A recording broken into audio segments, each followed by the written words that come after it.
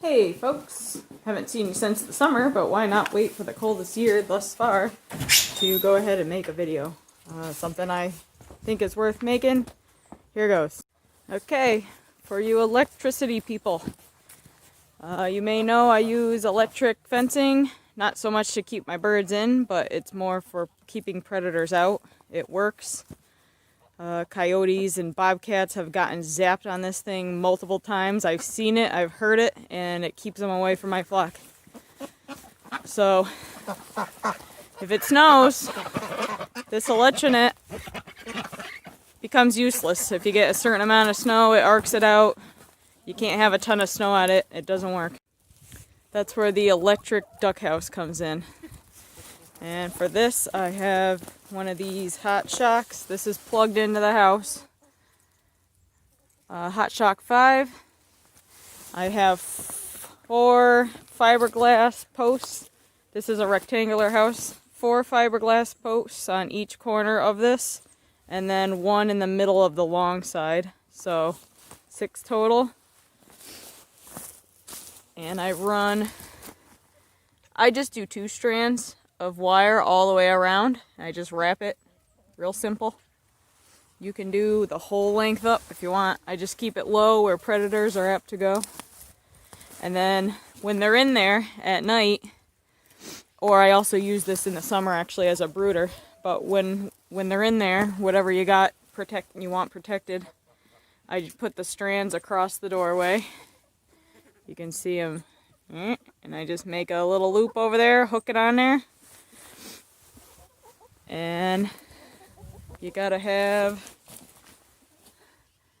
have a wire connecting 2 strands with the hot on her.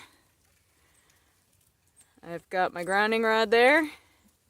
And when they're in there for the night, I just go ahead, plug that into there. And ain't nothing gonna get into there. So just a thought for you electro people that like to keep it hot, keep the predators out that way. Again, I use this in the summer months for brooding chicks in there. And I like it. Enjoy. Just a little bit more about this area. So during the day I don't have that situation on. It's off. Again, it's just for when the birds are in there. So I just hook those wires up onto the chain link fence. This structure was here, by the way, when we moved, and I just kind of beefed it up a little, made it a little more predator proof, and then add the electricity around it. That was also here, this tote. It actually stays completely dry in there, so I have hay and bedding stored in there when I need to add that in there. The one downfall is I gotta crawl my ass into there, into that little doorway every day for eggs and to, add bedding or whatever. Well, that kind of stinks, but that's right, it stinks! Making do with what we got. And this is the winter area. Wood chips. Contact your local tree guys. Free wood chips. They're always looking to get rid of wood chips. It starts getting gross. Add some more on. Carbon diaper, as Joel Salatin would say. There's my Goosey. The Goosey! How's the goose? Don't let Goosey.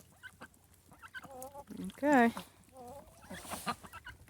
What do you think, mister? I'm good. You're good? Cool. I've already mentioned that I have electricity out here to run the hot shock. What else I do with that? Since I have it out here, I also have a cord hooked to my battery that electrifies the fence. Again, when the snow comes, it arcs the fence out. I can't use the fence as a predator barrier with electricity, but it still serves my visual barrier for my birds to stay in. So I have that. I have my duck-proof chicken waterer. That's on a plug. So the chickens can still have freshwater options because ducks, we all know, make a mess of water. So they can still get up there, and that stays out there all winter long. Ready to go. I don't have to worry about freezing on that. And I also have some Christmas lights, because why not? Merry Christmas.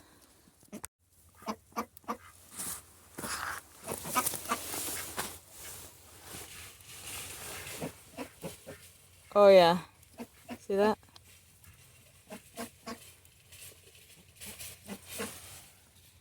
That'll blow your friggin' tits apart.